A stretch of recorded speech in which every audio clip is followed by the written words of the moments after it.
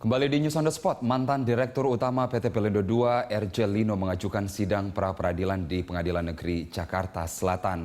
Lino menggugat KPK atas penetapannya sebagai tersangka dalam kasus dugaan tindak pidana korupsi dalam pengadaan QCC tahun 2010. Informasi selengkapnya akan dibawakan atau diinformasikan oleh Riyad Nurhidayat dari Pengadilan Negeri Jakarta Selatan. Iya, Riyad, bagaimana jalannya sidang pra-peradilan yang diajukan oleh RJ Lino?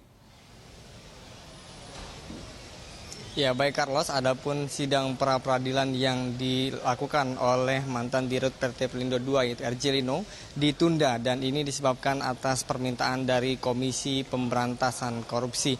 Adapun alasan dari kuasa hukum RJ Lino yaitu Magdir Ismail yang mengajukan pra-peradilan di Pengadilan Negeri Jakarta Selatan pada hari ini adalah yang pertama, menurut Magdir tidak ada perbuatan yang melawan hukum dilakukan oleh mantan Dirut PT Pelindo II yaitu RJ Lino. Kemudian ada Magdir menilai penetapan RJ Lino sebagai tersangka terlalu cepat, di mana pada tanggal 8 Desember ada laporan dan 15 Desember RJ Lino langsung ditetapkan sebagai tersangka.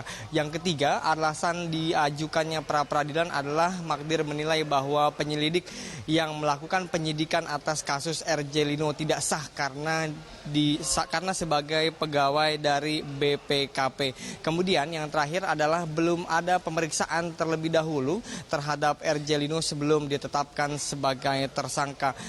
Magdir beralasan bahwa selain bukti awal, maka calon tersangka harus diperiksa terlebih dahulu sebelum ditetapkan sebagai tersangka. Dan Magdir juga meminta kepada majelis hakim agar seluruh proses atau penyelidikan yang dilakukan oleh KPK ditunda terlebih dahulu sampai pra-peradilan ini selesai dilakukan. Dan Magdir menilai ada kepentingan lain yang dilakukan oleh KPK mengingat tergesa-gesanya KPK dalam menentukan RJ Lino sebagai tersangka. Dan berikut pernyataan langsung dari Magdir Ismail.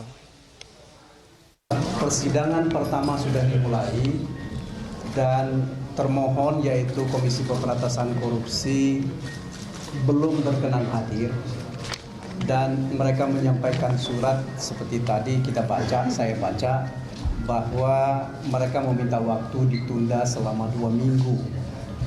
Akan tetapi oleh hakim tadi sudah diputuskan bahwa penundaan akan dilakukan cuma 1 minggu saja.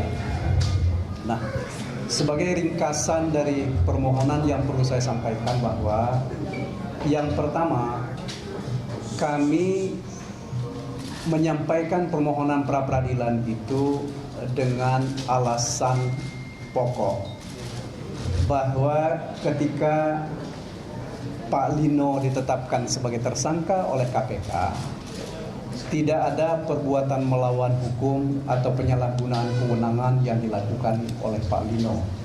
Kami katakan demikian karena ini berkenaan dengan pengadaan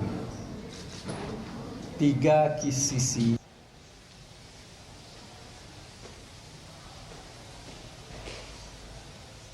Sidang berikutnya digelar, Riyad. Ya baik, berdasarkan keterangan yang kami terima bahwa sidang pra-peradilan akan dilanjutkan pada tanggal 18 Januari 2016 atau pekan depan. Michael Carlos.